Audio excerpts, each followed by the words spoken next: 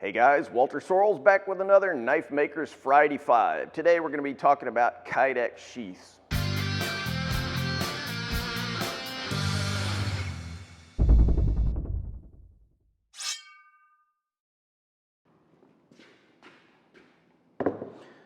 So here is a Kydex vacuum forming press that I recently made. This is just kind of a prototype. The basic idea is that you have a mold down here. You put a piece of hot Kydex or other thermoforming plastic like Bolteron on top of this. You suck a vacuum in here and this little membrane sucks down and makes a sheath. Oh, before I get spooled up, I've recently been making a bunch of Cyanomi or Saya chisels, scabbard chisels, whatever you want to call them. Really cool chisels. There's a video about that. I'll link to it here if you're interested in finding out more. But I've run out of my own personal stock, but if you're still interested in buying one, Pops has a bunch of them in stock right now, so check Pops Knife Supply if you'd like to chase down one of those scabbard chisels that I've been showing recently. So the most traditional way, or the way I guess most knife makers probably do it, is they make sheaths with a Kydex press. I'm pointing over there because that's where mine is. And that's the way we've been doing it for my Tactics Armory knives really since the beginning, since I first started making Tactics Armory knives. Anyway, today's video, I just want to kind of talk about Kydex sheaths, and I'm actually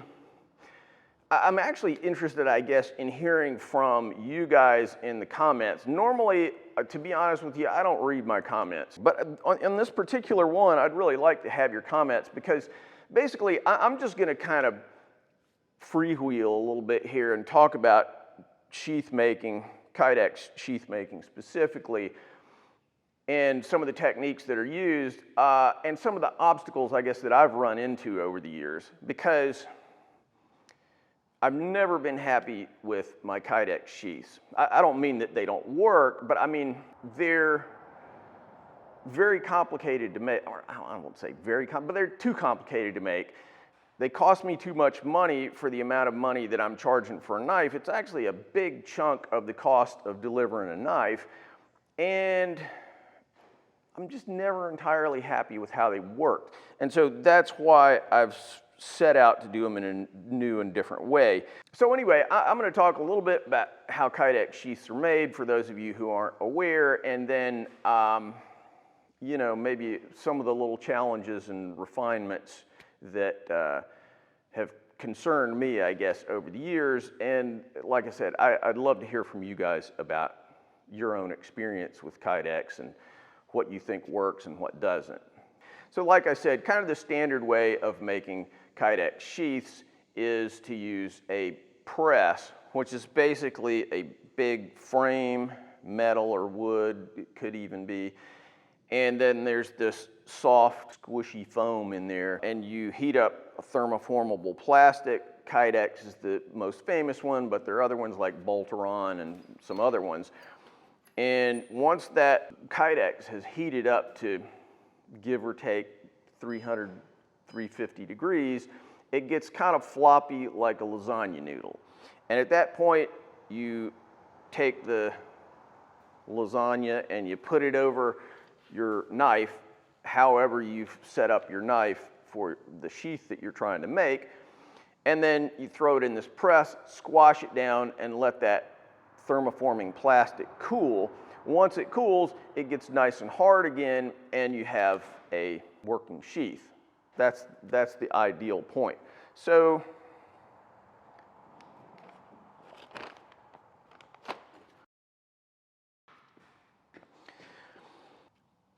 most of you guys have seen these, of course, but this is the standard sort of sheath that we do, the inside the waistband sheath for this particular model, the Agent. And the idea, as you can see, is that it has a little detent, a little click here, and it clicks in there, and then it won't fall out. And that's a function of being squashed in there so that it catches these little points like this right here and retains the knife. In a perfect world, that thing just clicks right in there easily. It doesn't bung up the knife and it doesn't rip up the sheath. But in reality, getting that exactly tuned right, getting the rivets in exactly the right places, getting the Kydex to exactly the right temperature, all of these things will affect how well that little detent works. The design of the knife plays into it. And so getting this exactly tuned right, depending on the design of the knife and a lot of other factors, can be a bit labor intensive. And they don't seem to come out exactly the same every time. So that's the reason that I'm going to this to this vacuum forming press. The idea here is that I'm actually going to make a mold, and again, this is just a prototype here that I made out of MDF. But I'll design this on the CNC machine, and it will correspond exactly to the shape of the knife. And then you can thermoform right directly onto this little mold, and each and every one is going to come out dead exactly the same every single time.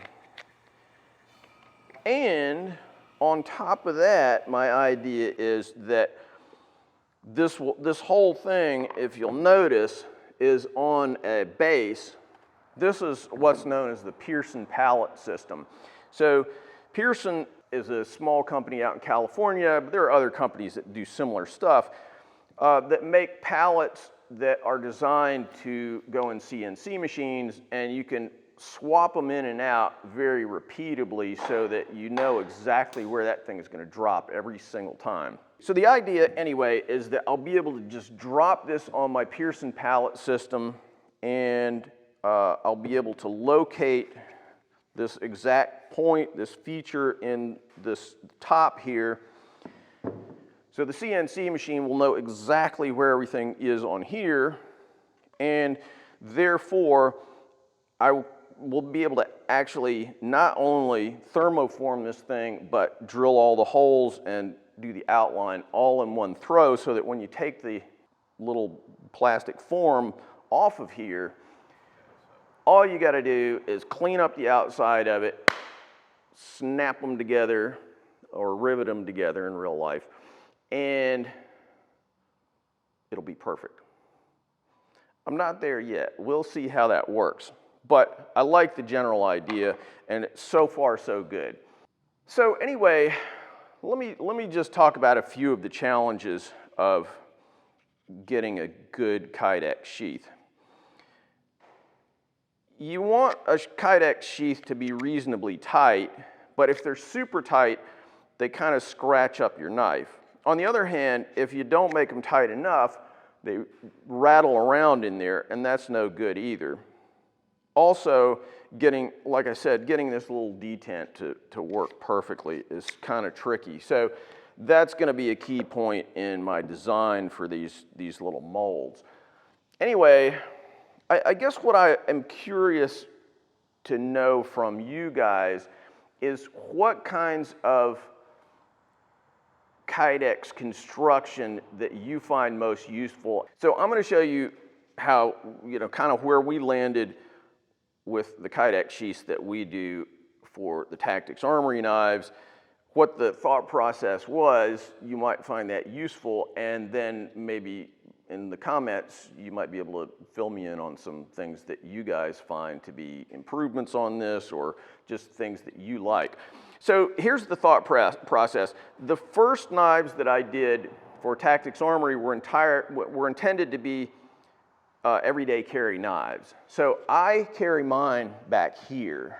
So you can see right there, that's where I put them. And this is a little belt loop that allows you to just slide it in and out. If you carry a fixed blade, you don't necessarily want to walk into every store or kid's friend's house where, mom is hanging out or whatever. Some people find knives sticking out of your belt to be a little freaky, and so I like to be able to take it on and off. If you have a belt loop, a true loop, you have to take your belt off, and then you have to slide the thing off, throw it in your glove box or whatever, and it's too much of a hassle. So there are other systems that'll snap on. The Ulta Clip is one. There's some other ones.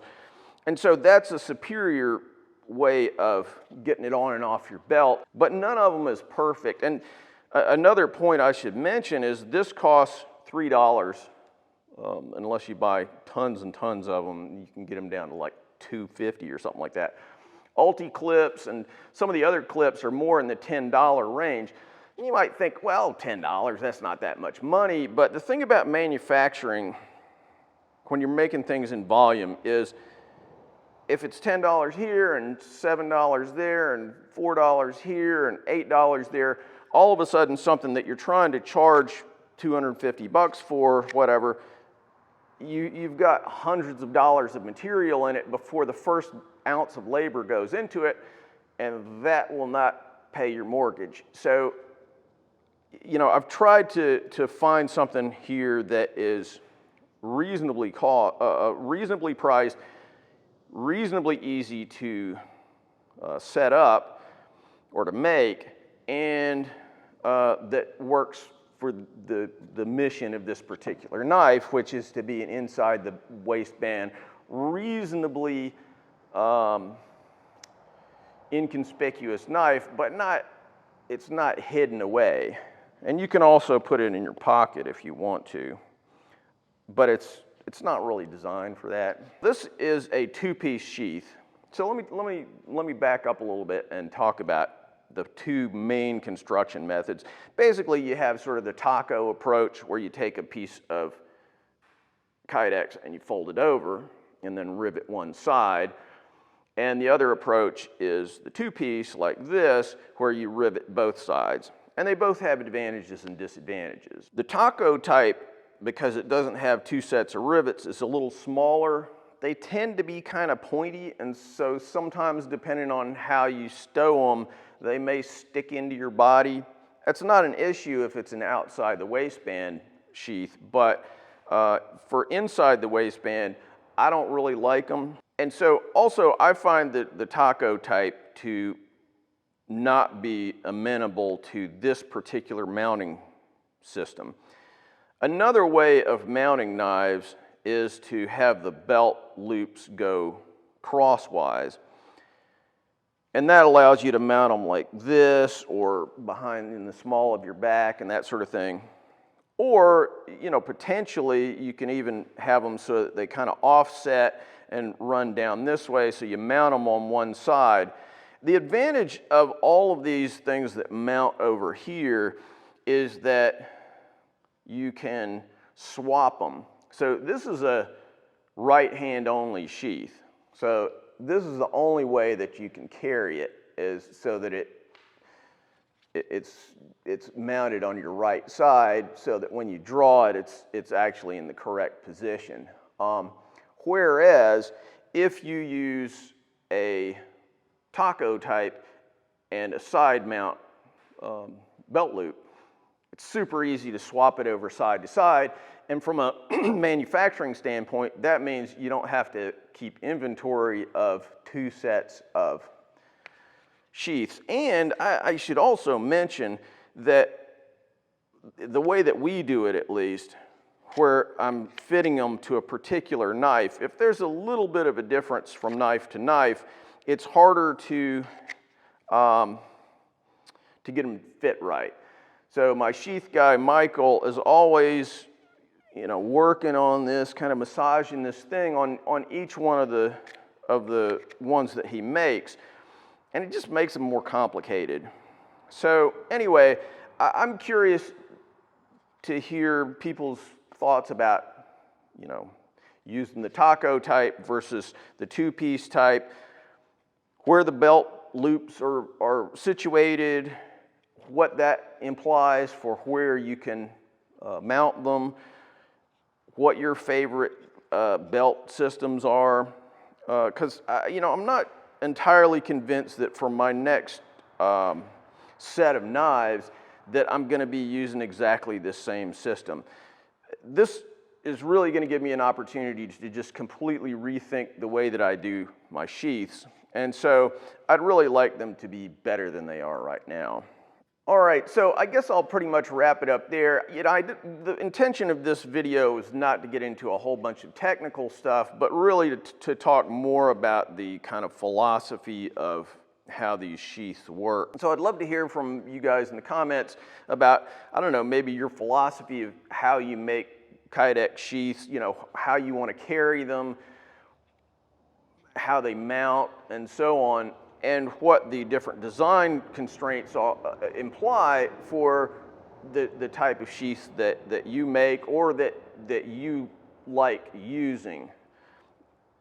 Again, this is just not my favorite thing. I carried a knife like this for many years, and it's okay, but I'd like something that was a little more, I mean, in a perfect world, I'd like something that was absolutely versatile, that I could carry cross, draw, and that I could put in a pocket, that I could carry inside the waistband, outside the waistband, that I could swap around the belt loops and everything. I mean, one point about these different belt mount systems is they always, seems to me anyway, they start to get very complicated, fairly hard to make.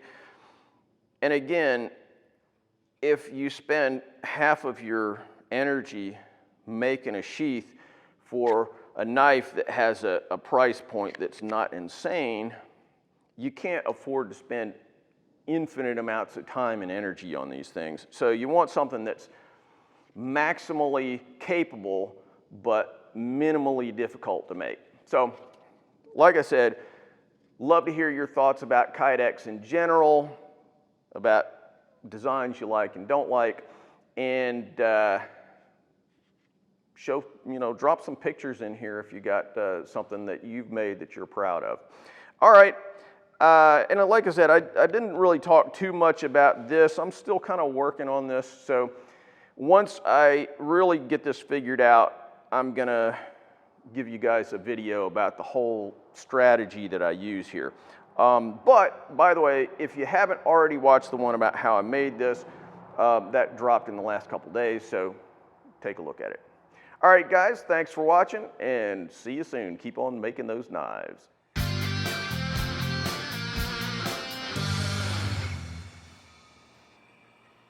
Thanks for watching, guys. If you like what we're doing here, please subscribe and make sure that you click on that bell so you get notified of all the latest videos. Want to buy a knife from me? Check out my modern blades at tacticsarmory.com. Digging the channel?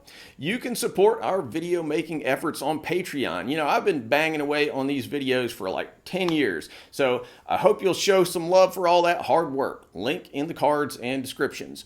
Finally, if you're interested in making Japanese swords, check out my full line of Japanese sword videos where I show how to forge Japanese swords as well as how to polish them and how to make fittings, handles, and scabbards. WalterSorrellsBlades.com.